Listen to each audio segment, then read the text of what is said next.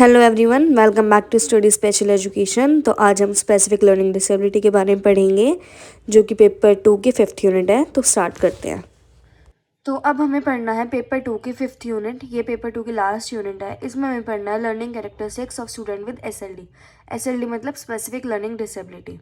तो specific learning disability की definition ये होती है कि ये एक डिसऑर्डर है जो एक या एक से ज़्यादा बेसिक साइकोलॉजिकल प्रोसेसेस जो इन्वॉल्व होते हैं हमारे लैंग्वेज में, स्पोकन में, राइटिंग पार्ट में, उनको हैम्पर करता है या फिर उनके जो वर्किंग है उसको इफेक्ट करता है। विच में manifest itself in an imperfect ability to listen, speak, read और spell, जिसकी वजह से उनकी जो एबिलिटी होती है सुनने की, लिखने की, स्पेल करने की, लिसन करने की, उस पर इफेक्ट पड़ता है और मैथमेटिकल कैलकुलेशंस पे भी। तो लर्निंग डिसेबिलिटीज़ जो होती हैं वो एक्चुअली ग्रुप होता है डिसऑर्डर्स का। ये एक सिंगल डिसऑर्डर नहीं होता है। पीपल विद एलडी मतलब learning disability are of average और अबव एवरेज इंटेलिजेंस, मतलब इनकी जो आईक्यू होती है या जो इंटेलिजेंस होती है वो एवरेज या फिर अबव एवरेज होती है। लर्निंग डिसेबिलिटी जो होती है वो लाइफ लॉन्ग होती है। अब इसके टाइप्स पे आ जाते हैं। इसका फर्स्ट टाइप है डिसलेक्सिया। डिसलेक्सिया का मतलब क्या हुआ? Processing language. डिसलेक्सिया, तो this term refers to the difficulty in acquiring and processing language. Language में इश्यूज आते हैं। People with dyslexia have difficulty in connecting letters के कनेक्शन में उनको डिफ़िकल्टी होती है जो कि वो एक साथ देखते हैं, और उनकी साउंड्स में भी। तो डिसलेक्सिया का मतलब होता है रीडिंग में इशू। ये शॉर्ट में बता रही हूँ। डिस मतलब किसी चीज़ में प्रॉब्लम और लेक्सिया मतलब रीडिंग। तो किसी रीडिंग के पार्ट में इशू होना वो डिसलेक्सिया होता है। इसमें यही बता रखा है कि reading become slow and not a fluent process for them. Reading slow हो जाती है, इनको रीडिंग में प्रॉब्लम होती है। वो लेफ्ट लेटर से कंफ्यूज होते हैं, नेम से कंफ्यूज होते हैं, उनके साउंड से कंफ्यूज होते हैं। उन साउंड्स को ब्लेंड करके एक वर्ड में बोलना, उस चीज़ में उनको डिफ़िकल्टी होती है। नेक्स्ट हमारा आ जाए डिस्ग्राफिया। ये राइटिंग से रिलेटेड होता है। It is a term use to describe difficulty in writing expression, मैंने बताया था। Problem with writing can include difficulty with spelling. अगर उनको राइटिंग में इशू है तो उसके साथ साथ स्पेलिंग में इशू आ सकता है, ग्रामर में आ सकता है, पंक्चुएशन मार्क्स में आ सकता है, हैंड राइटिंग में आ सकता है। They have handwriting and organising idea for writing difficulty. उनकी जो राइटिंग होती है उन मतलब राइटिंग में ही बेसिकली इसमें इशू आता है। नेक्स्ट हम आ जाते हैं डिसकैलकुलिया पे। डिसकैलकुलिया ये जो वर्ड है ये मैथ्स से रिलेटेड होता है। कैलकुलिया मतलब कैलकुलेशंस, तो मतलब मैथ्स। ये जो टर्म है ये ब्रीफली डिस्क्राइब करती है लर्निंग नंबर्स में, मतलब नंबर्स में डिफ़िकल्टी होती है उनको, and related concepts and using the symbols and function. Symbols यहाँ पे क्या आ गए? जो कैलकुलेशन के सिम्बल्स होते हैं और मैथ्स की कैलकुलेशन परफॉर्म करने में। Problem with maths can include difficulty with numbers, sense, memorising maths fact. Maths fact क्या होते हैं? Formulas. Maths calculation, reasoning and problem solving. उनको रीजनिंग में भी इशू होता है, प्रॉब्लम सॉल्विंग में भी इशू होता है। They have problem with spatial direction, मतलब उनको डायरेक्शंस में भी इशू होता है। नेक्स्ट समझ आता है डिस्प्रैक्सिया। डिस्प्रैक्सिया क्या होता है? फाइन मोटर स्किल्स में डिफिकल्टी होना। It is a neurological disorder जो कि इम्पैक्ट करता है एक पर्सन की एबिलिटी को to plan and process motor task. जो उनकी मोटर की फंक्शनिंग होती है या किसी काम को करने की फंक्शनिंग होती है वो उसको हैम्पर करते हैं। They have problem in body coordination. Body coordination में इश्यूज आते हैं। एग्जाम्पल हो गए ड्राइंग हो गया, क्लोजिंग शर्ट बटन्स हो गए, ट्रबल विद सीजर्स हो गया। तो ये हो गया हमारा डिस्प्रैक्सिया। हमारा ये लास्ट है अफेजिया। अफेजिया एक डिसऑर्डर है जो कि हमारे ब्रेन में एक डैमेज होता है उसकी वजह से होता है, जिससे कि हमारी जो लैंग्वेज का प्रोसेस होता है उसमें डिफ़िकल्टी आती है। जिसको भी अफेजिया होता है उनको प्रॉब्लम होती है स्पीकिंग में, रीडिंग में, राइटिंग में एंड अंडरस्टैंडिंग लैंग्वेज, मतलब ये पूरा लैंग्वेज से रिलेटेड होता है। नेक्स्ट हमारा टॉपिक है causes of specific learning disorder या डिसेबिलिटी। इसके कॉजेज आ जाएंगे। फर्स्ट आ जाएगा हेरिडिटी। हेरिडिटी में क्या होगा? पेरेंट्स को लर्निंग डिसेबिलिटी हो सकती है तो वो बच्चे के अंदर ट्रांसफ़र हो गई हो। They child are likely to develop the same disorder. फिर इलनेस हो गई ड्यूरिंग या आफ्टर बर्थ के टाइम पे। अदर फैक्टर्स के अंदर क्या क्या आ सकता है? ड्रग्स आ सकते हैं, अल्कोहल कंजम्पशन आ सकता है, ड्यूरिंग प्रेगनेंसी फिजिकल ट्रॉमा हो सकता है, पुअर ग्रोथ इन यूट्रस हो सकती है, लो बर्थ वेट हो सकता है, प्री मैच्योर बर्थ हो सकता है। तो ये सारे कॉजेज़ है। फिर हो सकता है स्ट्रेस ड्यूरिंग इन्फेंसी के टाइम पे स्ट्रेस हो, कोई स्ट्रेसफुल इवेंट हुआ हो या फीवर हुआ हो या हेड इंजरी हुई हो या पुअर न्यूट्रिशन हो। इन्वायरमेंटल फैक्टर्स में आ जाएगा एक्सपोजर टू टॉक्सिक जैसे लेड, एक्स रेडिएशन, 15 से 30% जो LD होते हैं वो ADHD होते हैं। ADHD का मतलब होता है attention deficit hyper activity disorder. Boys को ये ज़्यादा अफेक्ट करती है गर्ल्स से ज़्यादा। इसके साथ साथ कौन सी डिसेबिलिटी हो सकती है, कोमॉर्बिलिटीज़ क्या है इसके, LD के ASD है, autism spectrum disorder, ADHD, attention deficit hyper activity disorder, depression, anxiety. तो ये इसके कोमॉर्बिलिटीज़ है।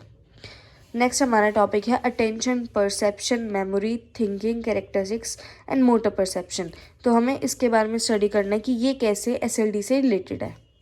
Individuals with visual perception, visual motor deficit have poor eye-hand coordination, lose their position frequently when reading। तो इसमें ये बता रखा है कि जिनको विजुअल परसेप्शन में या विजुअल मोटर डेफिसिट होती है, उनके जो आई हैंड कोऑर्डिनेशन होते हैं उसमें प्रॉब्लम आती है, जिसकी वजह से उनको रीडिंग में इश्यूज होते हैं। देन उनको स्ट्रगल वाइल यूजिंग पेंसिल को यूज़ करने में डिफ़िकल्टीज होती है, क्रेयॉन को, ग्लू को, सीजर्स को, एंड उनके जो बाकी फाइन मोटर स्किल्स होती है। तो ये किसकी वजह से हुआ, विजुअल परसेप्शन में अगर डिफ़िकल्टी है तो, कुछ डेफिसिट है तो। दे में also confuse in similar looking letters, वो सिमिलर लुकिंग लेटर्स में कन्फ्यूज हो सकते हैं। दे have difficulty in navigating their surrounding, वो अपनी सराउंडिंग्स को नेविगेट करने में भी डिफ़िकल्टी फेस कर सकते हैं। तो ये किसकी वजह से होता है, विजुअल परसेप्शन में प्रॉब्लम की वजह से। और इन सब चीज़, अगर बच्चे को ये वाली चीज़ें होंगी, अगर इन चीज़ों में उसको डिफ़िकल्टी होगी तो वो किस चीज़ को लीड करेगी, SLD को। तो इसलिए विजुअल परसेप्शन SLD से रिलेटेड है। अब विजुअल परसेप्शन की कुछ प्रॉब्लम्स नीचे जॉट डाउन कर रखी है। तो फर्स्ट है हमारी विजुअल डिस्क्रिमिनेशन। इसके अंदर ये है, it is the person's capacity to detect and compare things. ये पर्सन की कैपेसिटी होती है किसी चीज़ को डिटेक्ट करने की, कंपेयर करने की एक दूसरे के साथ। They have difficulty in differentiating two similar letters को डिफरेंशिएट करने में डिफ़िकल्टी होगी, ऑब्जेक्ट्स को एंड पैटर्न्स को। अगर लेटर्स को डिस्क्रिमिनेट करने में प्रॉब्लम हो रही है तो इससे क्या हो सकता है, डिसलेक्सिया भी हो सकता है एंड डिस्ग्राफिया भी हो सकता है। नेक्स्ट हम आ जाते हैं विजुअल फिगर ग्राउंड डिस्क्रिमिनेशन। इसके अंदर ये बता रखा है कि इसमें डिफरेंशिएशन में डिफ़िकल्टी होती है between a figure and its surrounding. एक फिगर में और उसके सराउंडिंग में क्या कहते हैं, डिफरेंशिएट करने में प्रॉब्लम होगी। They have trouble in finding a specific piece of information. एक पेज है, जैसे ये एक पेज है तो मेरे को इसमें ढूंढना है कि विजुअल डिस्क्रिमिनेशन का है, तो ये यहाँ पे है। बट जिनको ये वाला इशू होता है वो ये चीज़ नहीं कर पाते। एक स्पेसिफिक पीस ऑफ इन्फॉर्मेशन को ढूंढना है एक पेज पे से, या एक नंबर को ढूंढना है, तो उसमें उन्हें डिफ़िकल्टी होती है। नेक्स्ट हमारा जाता है विजुअल सीक्वेंसिंग। विजुअल सीक्वेंसिंग में ये है, it is the ability to tell the difference between symbol, words and images. Same वही कि इसमें डिफ़िकल्टी होती है डिस्क्रिमिनेट करने में, सिम्बल्स में, वर्ड्स में एंड इमेजेस में। They have problem in remaining in correct spot of reading. एक करेक्ट स्पॉट में, मतलब जैसे हम एक प्रॉपर तरीके से पढ़ते जा रहे हैं, उनको वो करने में डिफ़िकल्टी होती है। Difficulty in reading letters, words, mathematical calculation. तो इसमें भी ये सारी जो चीज़ है, ये सारी किस चीज़ को लीड करेगी, SLD को। तो इसलिए ये टॉपिक इस चैप्टर में है। नेक्स्ट हमारा जाता है विजुअल मोटर प्रोसेसिंग। इसके अंदर ये है कि जो इंडिविजुअल स्ट्रगल करते हैं to stay between the lines while writing, कि जैसे ये मेरी राइटिंग वैसे इतनी अच्छी है नहीं क्योंकि स्पीड में नोट्स लिख रखे हैं, बट वो जो बच्चे होते हैं वो ये लाइन है इनके बीच में लिखने में उनको इश्यूज़ होता है। Copying from board on to the paper, board से देख के कॉपी में नोट डाउन करना, उसमें उनको इश्यूज़ होता है। Playing sports that have time and space motions, मतलब जिस स्पोर्ट में टाइम या स्पेस का इन्वॉल्वमेंट है वो खेलने में उनको प्रॉब्लम होती है। तो ये हो गया हमारा विजुअल मोटर प्रोसेसिंग। नेक्स्ट अब हमारा है विजुअल मेमोरी। विजुअल मेमोरी में क्या आ जाता है, recalling something that has happened a long time ago, past में कुछ हुआ है उसको रिकॉल करने में problem. Ability to recall something that has recently been viewed, कोई ऐसी चीज़ जिसको हमने अभी देखा है उसको रिकॉल करने में डिफ़िकल्टी होना है। Remembering phone number, spelling, common word, ये सब। ये हो गया हमारा विजुअल मेमोरी। नेक्स्ट हमारा जाता है विजुअल क्लोजर। विजुअल क्लोजर क्या होता है, an individual may have difficulty in recognising an object in a picture that is not presented in its entirely. कि इसका एग्जाम्पल पढ़ लेते हैं। Identifying elephant without a trunk, identifying a word without a letter missing. मतलब हाँ, हमने बचपन में ये एक्टिविटीज़ करी हैं कि एक वर्ड दे दिया जाता था, जैसे नंबर्स है, इसमें से मैं M हटा दूँ तो हमें समझ आ जाएगा कि ये नंबर्स है, बट SLD मतलब जिनको ये वाला विजुअल क्लोजर की इशू होता है वो नहीं समझ पाते हैं नंबर है। अब एक एलिफेंट है, अगर एलिफेंट की हम ट्रंक हटा दें या उसकी सूंड, ट्रंक मतलब सूंड होता है, अगर हम उसको हटा दें तो उन्हें नहीं समझ आएगा कि वो एलिफेंट है। तो इसमें विजुअल क्लोजर का मतलब यही होता है कि एक पूरी पिक्चर में से या एक पूरे वर्ड में से हम किसी एक चीज़ को हटा दें तो वो बच्चे वो नहीं समझ पाते, जिनको विजुअल क्लोजर का इशू होता है। नेक्स्ट आ जाता है स्पेटियल रिलेशनशिप पे। स्पेटियल रिलेशनशिप का इसमें ये दे रखा है difficulty in moving from one place to another, एक जगह से दूसरी जगह में जाने में इशू होता है। Spacing of words, spacing of words में एंड लेटर्स में एक ही पेज में लिखने में इशू होता है कि एक प्रॉपर स्पेस होना चाहिए, जैसे इसका एंड इनके बीच का स्पेस सेम है, एक कोमा से इस साइड का एंड कोमा से उस साइड का स्पेस सेम है, तो वो नहीं कर पाते, वो एक वर्ड यहाँ लिखेंगे एक वर्ड यहाँ लिखेंगे, तो उन्हें स्पेसिंग में इशू होता है। On a page judging time and reading maps, इन चीज़ों में भी उनको इशू होता है, टाइम को देखने में, मैप को रीड करने में, तो उनको जिनको स्पेटियल रिलेशनशिप की प्रॉब्लम होती है। नेक्स्ट अब हमारा आ जाता है साइकोलॉजिकल प्रोसेसेस। साइकोलॉजिकल प्रोसेसेस जो इन्वॉल्व होते हैं, इसमें आ जाता है परसेप्शन। परसेप्शन क्या है? It is the ability to organise and interpret the information express through sensory channels such as visual और ऑडियल इनपुट। इसमें ये बता रखा है कि परसेप्शन होता क्या है, ये एक एबिलिटी होती है ऑर्गेनाइज करने की या इंटरप्रेट करने की, मतलब समझने की इन्फॉर्मेशन को, जो कि हमने अपने सेंसरी चैनल के थ्रू लिया है, जैसे विजुअल हो गया, ऑडिटरी इनपुट हो गया। जिनको इस चीज़ में डिफ़िकल्टी होती है उनको राइटिंग रिवर्स लेटर्स, वो रिवर्स लेटर्स का जो मतलब समझना होता है कि लेटर्स रिवर्स लिख रखे हैं, वो उसे समझने में डिफ़िकल्टी फेस करते हैं। वर्ड्स को और the whole passage during reading and writing, मतलब वो परसीव नहीं कर पाते कि लिखा क्या हुआ है, वो रीड नहीं कर पाते, वो लिख नहीं पाते। तो ये हो गया हमारा परसेप्शन। नेक्स्ट अब हमारा आ जाता है अटेंशन। अटेंशन क्या है? Attention is a broad term that refers to the ability to receive and process information. ये एक ब्रॉड टर्म है जो कि रेफर करती है एक इंसान की एबिलिटी को to receive and process information. Attention deficit are frequently associated with LD। तो जिनको अटेंशन में प्रॉब्लम होती है, मैंने आपको पहले ही बताया था कि ये कोमॉर्बिलिटी है SLD की, ADHD, attention deficit hyper activity disorder. तो जिनको अटेंशन में प्रॉब्लम होती है वो LD में भी मतलब LD का इशू फेस करते हैं। हमारा थर्ड प्रोसेस है मेमोरी। मेमोरी क्या होता है? Memory involves many different skills and processes such as encoding. Students with LD may experience deficit in working memory, which affects their ability to store new information and recall old information stored in their long-term memory.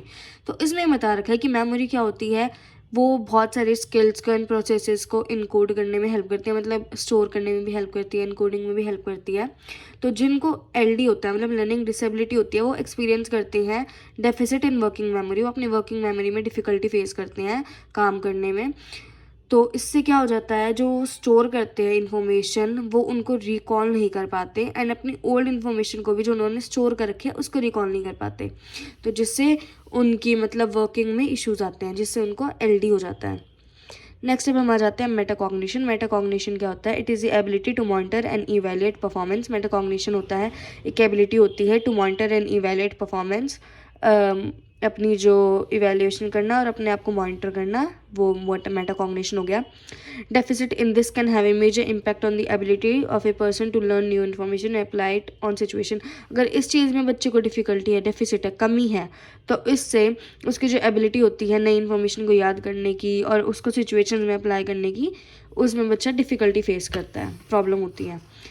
हमारा last process जो कि involve होता है वो है organisation. Organisation एक ability होती है to organise information of task and cognitive activities. Organisation मतलब किसी चीज़ को ऑर्गेनाइज करना, तो इसमें इसका मतलब ये हुआ कि जो इन्फॉर्मेशन है, टास्क है, उसको ऑर्गेनाइज करके और अपनी कॉग्निटिव एबिलिटीज़ को ऑर्गेनाइज करके रखना, मतलब अपने दिमाग में स्टोर करना।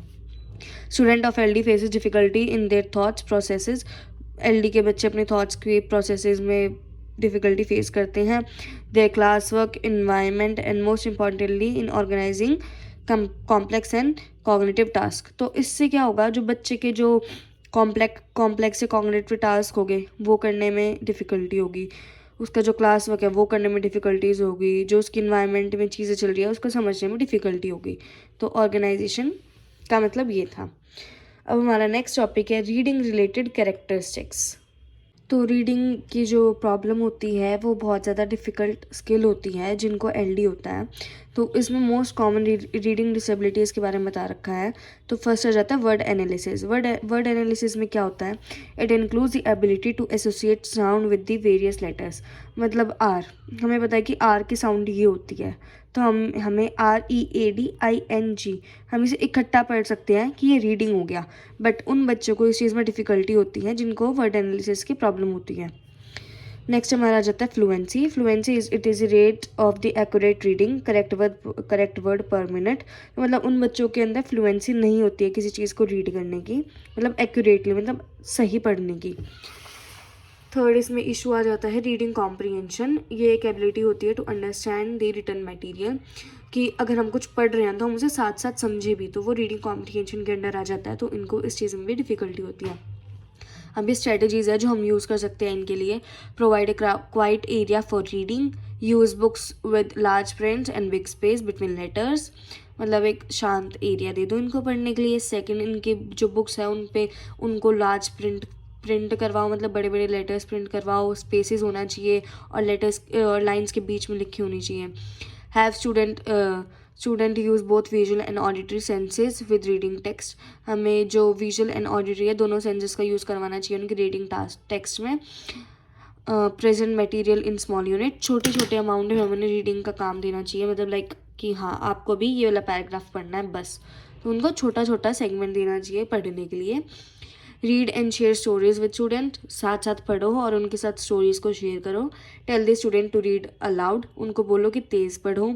Focus on activity that involve sound और वर्ड्स, ऐसी एक्टिविटीज़ पर फोकस करो जिसके अंदर वर्ड्स की साउंड इन्वॉल्व हो। Teach student to identify sound, कि उनको बोलो कि आप साउंड आइडेंटिफाई करो, कि जैसे हम साउंड प्ले कर देंगे पी की, तो उन्हें पता चलना चाहिए कि वो आइडेंटिफाई करें कि हाँ ये पी की साउंड है। तो ये सब ये हमारी स्ट्रैटेजीज होगी रीडिंग के लिए। नेक्स्ट अब हमारा आ जाता है writing related characteristics. Language art, इसके अंदर क्या क्या इंक्लूड होता है? राइटिंग एक लैंग्वेज आर्ट ही है। इसके अंदर आ जाएगा स्पेलिंग, आ जाएगा spoken language and written language. तो spelling requires all the essential skills used in word analysis, strategies of phonics and sight words reading. तो स्पेलिंग के अंदर क्या क्या इंक्लूड होता है? ये एक एसेंशियल पार्ट होता है राइटिंग का, क्योंकि स्पेलिंग अगर हम गलत लिखेंगे तो फ़ायदा क्या हुआ कुछ लिखने का, कुछ समझ ही नहीं आएगा सामने वाले को। तो इसके लिए वर्ड का एनालिसिस आना चाहिए बच्चे को, फोनिक साउंड आनी चाहिए कि क्या किसकी क्या साउंड है, and then sight word reading, मतलब उन्हें साथ साथ उसे पढ़ना भी चाहिए। तो नेक्स्ट हमारा आ गया स्पोकन लैंग्वेज। स्पोकन लैंग्वेज या ओरल लैंग्वेज क्या होती है? इसके अंदर बच्चों को डेफिसिट होता है। A spoken language involves problem identifying and using appropriate speech sound using appropriate words, क्योंकि इसके अंदर हमें अप्रोप्रिएट वर्ड्स का यूज़ करना पड़ता है, स्पीच का यूज़ करना पड़ता है। तो इसमें बच्चों को डिफ़िकल्टी होती है स्पोकन लैंग्वेज में। थर्ड हमारा है written language. Problem include inadequate planning, structure, organisation, limited sentence structure, repetitive vocab, hand writing, grammar and etcetera. तो इसके अंदर क्या क्या रिक्वायर्ड होता है? एक तो उन्हें मतलब लाइक वोकैब होनी चाहिए उनके पास, हैंड राइटिंग अच्छी होनी चाहिए, ग्रामर आनी चाहिए, वर्ड्स का ऑर्गेनाइजेशन आना चाहिए, स्ट्रक्चर का ऑर्गेनाइजेशन आना चाहिए। तो एलडी वाले बच्चों को इन सब चीज़ों में प्रॉब्लम होती है। तो ये क्या होगी? हमारी रिटन लैंग्वेज होगी। हमने इससे पहले क्या डिस्कस करा था? स्पोकन लैंग्वेज में, कि जो हम बोलते हैं उसमें। तो ये हमारी रिटन लैंग्वेज हो गई। इसके अंदर स्पेलिंग एंड पंक्चुएशन भी एक इम्पॉर्टेंट पार्ट हो जाता है। अब इसके हम स्ट्रैटेजीज़ करेंगे। राइटिंग के लिए हम क्या क्या स्ट्रैटेजीज़ यूज़ कर सकते हैं? Use oral exam. अब उन बच्चों को राइटिंग में प्रॉब्लम है तो हम ये नहीं है ना कि हम उन्हें राइटिंग के टेस्ट या एग्ज़ाम्स देंगे। हमें ओरल एग्ज़ाम्स यूज़ करनी चाहिए जिससे उनका असेसमेंट हो सके।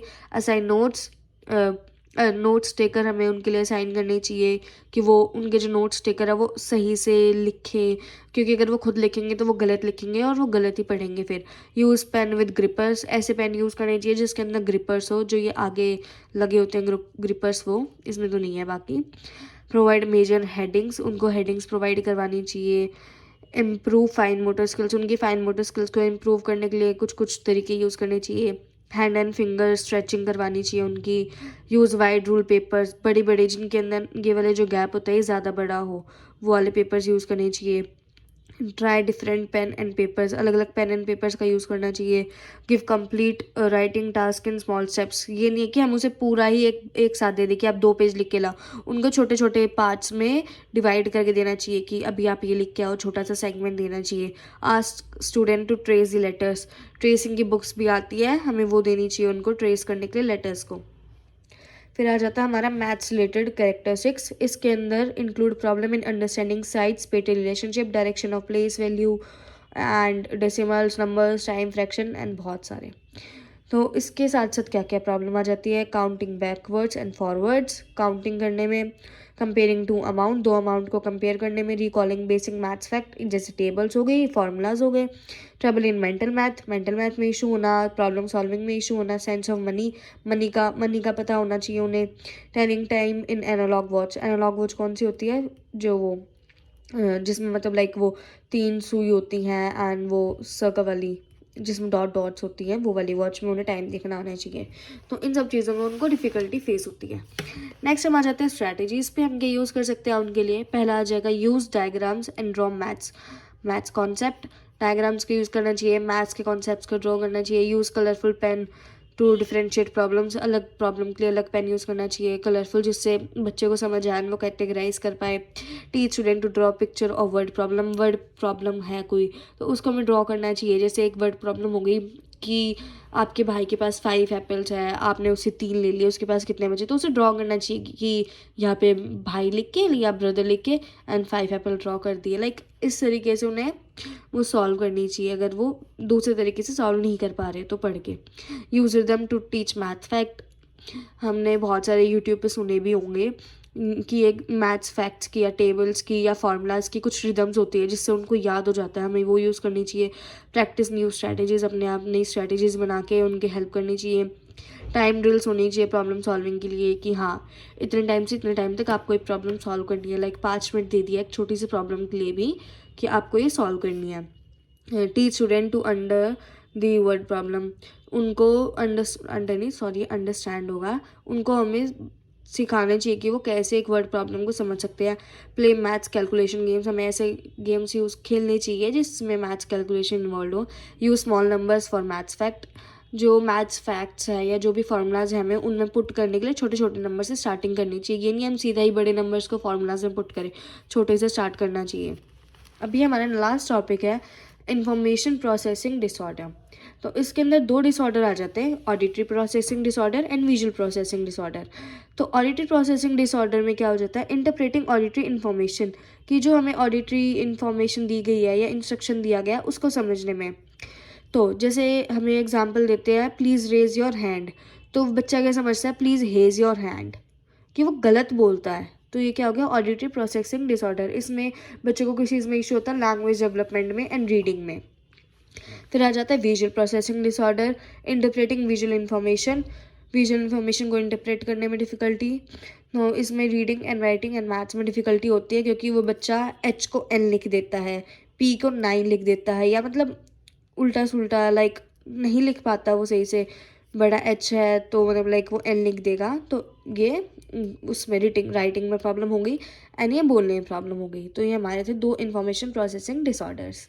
तो ये पे ये यूनिट ख़त्म होती है, हमारा पेपर 2 इस यूनिट के साथ पूरा ख़त्म हो गया। Thank you.